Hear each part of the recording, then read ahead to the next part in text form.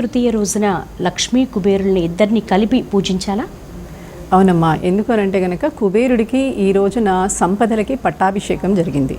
అంటే కుబేరుడు ఎప్పుడైతే కనుక తను శివుడికి ఆరాధన చేసి శివుడిని తపస్సులో మెప్పించుకొని సంపదలకి అధిదేవత అయ్యాడు. అయితే మహాలక్ష్మి మనకి సంపదలకి అధిదేవత కాబట్టి అందరూ మహాలక్ష్మినే ఆరాధన చేస్తూ ఉంటారు. అయితే ప్రతిదానికి ఒక ద్వారపాలకుడు ఉంటాడు, ఒక రాజ్యాధికారి ఉంటాడు, ఒక మంత్రి ఉంటాడు. ఎలాగా మనకి ఒక సిస్టమ్ ఉంటుందో అలాగే పైన కూడా ఒక సిస్టమ్ ఉంటుంది.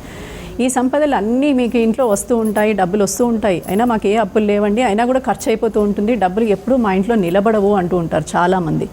ఎంత సంపాదించినా కూడా ఆ సంపదలకి ఒక విలువైన వస్తువు కానీ లేకపోతే విలువైన సంపద కానీ అంటే ఆస్తి కానీ ఇలాంటివి ఏమన్నా కొన్న సూచనలు కూడా ఎక్కడా కనిపించవు.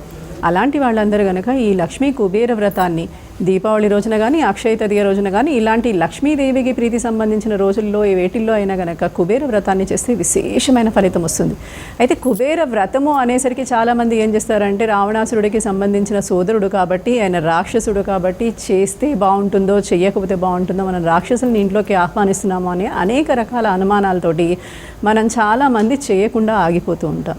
అయితే ఎప్పుడైతే మనం ఏదైనా సాధించాలని ఒక సంకల్పంతో ఒక కార్యం కోసమని మనం చేస్తున్నామో దాంట్లో మన కార్యం ఏంటి? ఇక్కడ సంపద సిద్ధించాలి. అలాగే ఆ సంపద సిద్ధించింది మన ఇంట్లో స్థిరంగా నివాసం ఏర్పరచుకోవాలి, స్థిర లక్ష్మి కావాలి అంటే ఆ కుబేరుణ్ణి ఆహ్వానం చేసి లక్ష్మీదేవి సహితంగా ఆహ్వానం చేసి, లేదా మా ఇంట్లో లక్ష్మీ కుబేర యంత్రం లేదు, పూజకి చేసుకోవడానికి పటం లేదు అంటే కనుక లక్ష్మీనారాయణని ఆహ్వానం చేసుకుని కాకపోతే కుబేర యంత్రాన్ని తయారు చేసి కుబేర పూజా విధానంతో హాయిగా ఆరాధన చేసుకుని షోడశోపచారాలతోటి ఏ పూజ చేసినా మీకు గణపతి ఆరాధన, షోడశోపచారాల ఆరాధన ఇవన్నీ ఉంటాయి.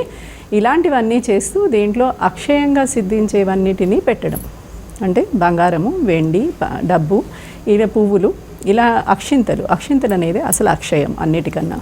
అందుకని ఈ అక్షింతల్ని మనం చాలా పూజల్లో పసుపుతో కలిపి మాత్రమే ఆరాధన చేస్తాం. ఇక్కడికి వచ్చేసరికి ఎర్రటి అక్షింతలతోటి ఆరాధన చేయడము, ఎర్రటి పుష్పాలతోటి ఆరాధన చేయడము విశేషంగా దీనికి ప్రతిఫలాన్ని మనకి ఇస్తుందన్నమాట. ఇలా చేస్తే ఇది మంచిది, ఈరోజు చేస్తే చాలా మంచిది. ఆయనకి సిద్ధించింది కాబట్టి ఆయన సంతృష్టి చెంది ఉంటాడు. ఇవాళ మీరు అడగడం ఆలస్యం, ఇవ్వడానికి రెడీగా ఉన్నాడు, కానీ మనం అడగం.